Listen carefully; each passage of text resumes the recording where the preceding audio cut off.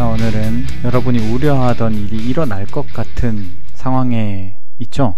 지금이 2월 24일입니다. 러시아가 우크라이나 침공한다. 그래가지고 여기로 들어가니 저기로 들어가니 이런 기사들이 나고 뉴스가 나고 실제로 이렇게 영상들이 돌고 하더라고요. 근데 저는 이 부분에 대해서 이제 이것 때문에 내 주식이 내려간다 라고 생각하는 사고가 일반적이긴 하거든요. 근데 저는 이게 트리거일 뿐이지 실제 내려가는 그 속도가 다른 이유는 결국 저는 버블 때문이라고 생각합니다. 그래서 이 녹음을 하는 이유가 시장의 색깔이 바뀌고 있다 라는 얘기를 하고 싶어서 이 녹음을 하게 됐습니다. 예전에는 이런 얘기를 이제 여의도 있을 때 어떤 분들이 시장 색깔 바뀐다 이런 얘기하면 제가 시장의 색깔도 잘 모르고 시장을 쳐다보려고 잘 안 했거든요. 종목에 집중하고 워낙 바텀업을 좋아했기 때문에 시장 색깔 저게 무슨 말이지? 약간 이해도 잘 못했는데 좀 시간이 많이 흐르다 보니까 이게 이런 성장주면 성장주 아니면 또 가치주면 가치주 또 다양한 어떤 섹터별로도 그렇고 이게 부각받는 시점들이 이렇게 있더라고요. 그게 바뀌는 이런 시점들이 존재합니다. 그래서 저는 이런 시점들이 이제 전쟁 위기 혹은 이거 같이 엮여 있죠. 금리 상승 그다음에 그거가 또 인플레하고도 엮여 있고요. 이렇게 하면서 고평가된 주식들이 좀 내려가고 저평가된 주식이 이제 부각받기 시작하는 시점에 와 있다 라고 저는 생각해요. 여러 번 겪어본 바로는. 그래서 저는 약간 이런 시장 색깔이 바뀌는 국면에 가장 실수하는 게 뭐냐면 고평가 주식들이 이렇게 올라와서 여러 번 이렇게 하다가 이렇게 내려가니까 이 고평가된 주식이 이렇게 올라온 기간이 길다 보니까 그리고 그게 되게 성장이 되게 컸죠. 그렇다 보니까 약간 포모도 생겼고 그러다 보니까 나는 여기서 줍줍해야지 하면서 계속 줍는 그런 현상들이 있더라고요. 그래서 이게 이렇게 갈 거다 라고 생각하는데 이게 색깔이 완전히 바뀌게 되면 고평가 주식들은 힘을 못 쓰고 내려가거나 길 수 있다는 거죠. 그렇기 때문에 이 시장이 바뀌는 국면에서 어떤 스탠스를 가져가냐가 되게 중요합니다. 물론 저는 원래 저평가주를 좋아하기 때문에 제가 여기서 이렇게 바꾸는 그런 투자자는 아니고요. 그냥 처음에 진입한 사람들이 고평가 주식을 많이 가지고 있더라고요. 그게 약간 요즘에 좀 재미있는 현상이란 게 파이어족, 테슬라, 약간 코인 뭔가 이게 같이 엮여 있는데 요즘 젊은 분들이 그래서 파이어를 하겠다 뭔가 이렇게 일하기 싫어하는 이게 되게 그런 현상인 것 같아요. 예전에는 다 취업난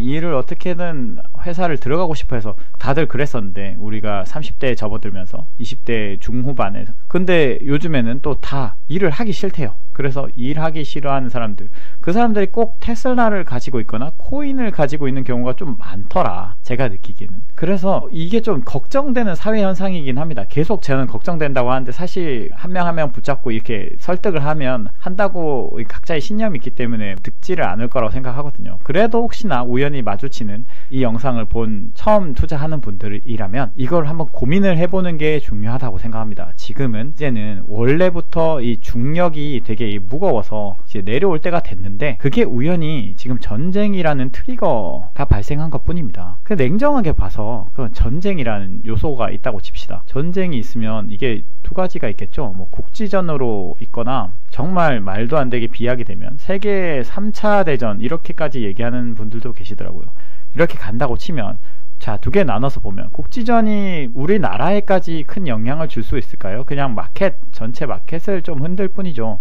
이거는 별 걱정될 부분이 아닙니다. 물론 그 나라의 개별적으로는 굉장히 중요한 이슈죠. 우크라이나 사람들에게는 굉장히 슬픈 일이고 힘든 일이지만 주식을 하는 사람들 입장에서는 그게 본인들의 어떤 주식에 큰 영향을 준다라고 보기는 힘들 것 같고 물론 원가나 이런 면에서는 영향을 주긴 하겠지만 근데 세계 3차 대전으로 갔을 때 그러면 주식이 쓰레기가 된다. 휴지 조각이 된다. 이런 얘기를 하더라고요. 저는 궁금한 게 세계 3차 대전이 정말 일어나면 우리가 가진 현금이라고 멀쩡할까요? 현금 정말로 이게 굉장히 여러 가지 일들이 일어나면 돈을 엄청 찍어가지고 전쟁 자금을 마련한다든지 여러 가지 일들이 일어날 텐데 내가 가진 현금이라고 안전하겠습니까? 차라리 우량한 자산을 가지고 있는 게 낫죠. 근데 그 우량한 자산이란 게 플러스 저평가여야 되는 거죠. 많이 내려가지 않으려면. 지금도 보십시오. 이렇게 전쟁이라는 위기. 사실은 저는 이거를 전쟁이라고 보고 개별적으로 보면 너무 걱정할 게 많아요. 피터 린치도 얘기했죠. 우리는 맨날 걱정할 게 많다. 주식을 가지고 있으면 전쟁이 일어난다고 하고 어느 날은 뭐가 있을까요? 인구가 줄어든다 그러고 뭐가 있고 여러가지 팩터들이 항상 우리를 괴롭히는데 그냥 그거는 외부 요인 A에 지나지 않습니다. 저는 그렇게 생각해요. 외부 요인 A가 시장을 건드리고 그러면서 이제 여기서 좀 부각받던 애들이 내려가고 새로운 애들이 부각되는 그런 시점에 와 있는 거죠. 그렇기 때문에 이게 꼭 어떤 전쟁 때문에 내게 내려갔지 사실 나는 문제 없어 라고 생각할 게 아니라 요게 문제가 있었는지 없었는지를 고민해보는 시기라고 저는 생각해요. 그리고 A를 똑같이 쓰니까 그러네. 이거는 뭐 기억이라고 할게요. 기억이라는 종목이 정말로 문제가 있었는지 없었는지 그런 고민을 해봐야 되는 시기라는 거죠. 그래서 제가 제일 걱정하는 모습들이 장투에 대한 그림, 호들, 약간 밈 같은 건데 장투를 하다 보면 다양한 일들이 이렇게 있기 때문에 여러분들 지금 이 잠깐의 힘든 일일 뿐입니다. 올라갑니다. 이렇게 생각하는 사람들이 너무 많은데 이게 저는 좀 우려스럽습니다. 저는 이렇게까지 장투에 대해서 사람들이 인지를 하는 거는 너무 좋은 일이라고 생각을 해요. 예전에 주식시장에 있던 플레이어들은 대부분이 단타로 수익을 내려고 했기 때문에 장투에 대해서 이렇게 약간 맹신을 하는 거는 좋은데 이 맹신이 보통 이런 겁니다.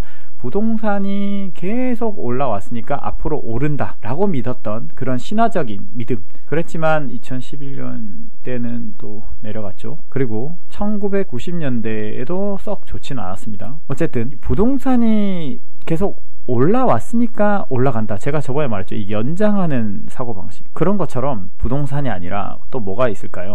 어떤 자산이든 간에 그렇게 올라온 거를 계속 이어나가는 사고를 많이 하는데 지금 이 상황이 평가가 얼마나 높은지 낮은지 따져보지 않고 무조건 올라갈 거야 이런 생각을 가지고 있다는 게 저는 위험하다라는 얘기를 하고 싶습니다. 그러니까 정리를 하자면 지금은 고평가 주식들이 이제는 내려가고 그게 원래 예정된 수순이었어요. 내려갈만 했는데 그 시점이 전쟁이라는 이슈로 인해서 좀 빨라진 것 뿐입니다. 언제 내려갈지는 모릅니다. 그 누구도 어떤 주식이 내려가는 시점을 맞추거나 올라가는 시점을 맞출 수는 없죠. 그렇지만 그럴 수 있다는 당위성은 우리가 경향성은 파악하고 있는 게 자기 어느 정도 주관이 있는 투자자라는 건데 이 고평가된 주식이 결국에는 금리의 무게나 여러 가지 돈을 풀기를 줄이는으로써 고평가된 주식은 결국엔 내려갔어야 되는 건데 전쟁 이슈가 한번 터지면서 비싼 거는